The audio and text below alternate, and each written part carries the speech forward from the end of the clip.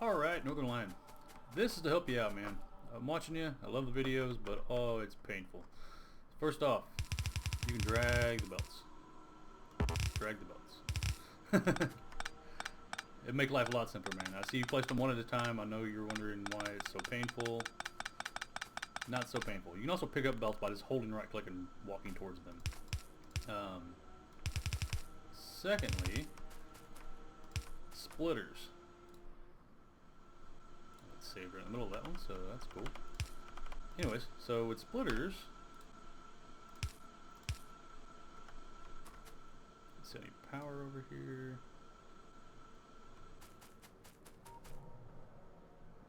Let's see here.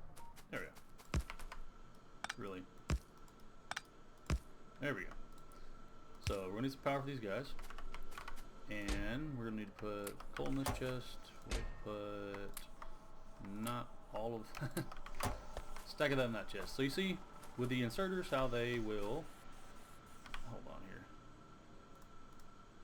I didn't realize it was going to be dark while we were doing this. So anyways, the inserters, they insert to the far end of the belt all the time. No matter what you do,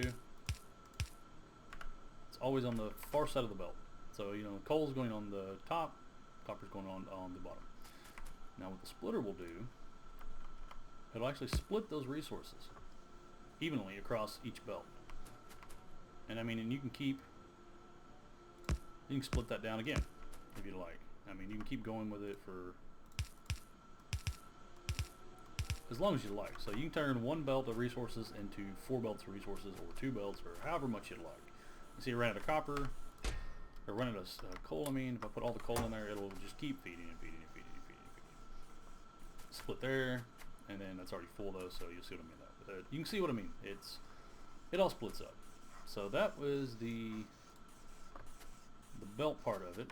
Now, underground belts is something else I want to show you. That guy, where are my undergrounds? There they are. Underground belts. You see how the arrows are on the belt? How they're rotating right there? If you click and then go the other way, it'll put them that direction. But if you put them like this, they don't work. And you put them like this, they're going to go the opposite direction. So, I mean, you can go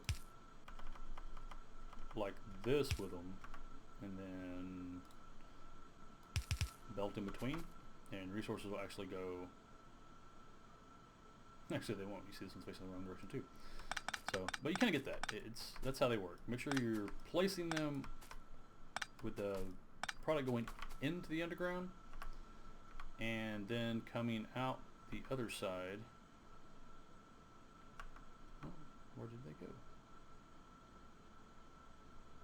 Right there. Anyways, yeah, make sure, and you can also see the arrows on top. They'll tell you which direction they're going to end up going. So that way, and then you can place one there, arrows show you on that direction. Now, you can actually place one in the middle and mess up the whole thing. That actually connects to those two, and then you can do that, and then product will run through those. So that's the underground belts. Now next off, I wanted to kind of break down the assemblers for you, and kind of how they function. It'll make your life a little better. Let's see where we're going here.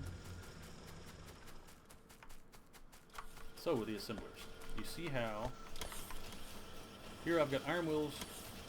The inserters are moving them to the outside of the belt. Here I have them moving sides, coming to the inside of the belt, and then the copper is being placed on that same belt on the opposite side.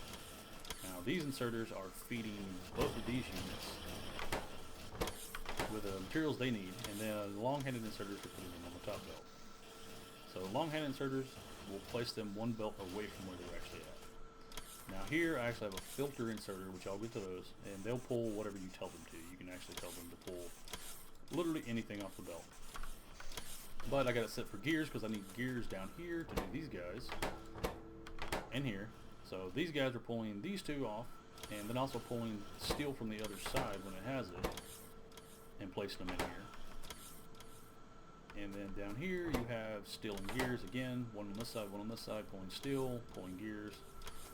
And then to make the packs, you need copper and gears again, pulling gears from here, pulling copper from here, feeding all of these. Now here I've got long-handed inserters reaching on this side and feeding the belts, moving them, and then I've got greens being produced down here as well, which take these guys, which are on the outside belt, which are being produced down here and being pulled in by long-handed inserters off of this belt. And then long-handed inserters again, putting them on the far side of the belt here, so the reds are being moved to the inside side of the belt, and then they're being moved, put them on the far side, they circle around underground, and that feeds all of this guys.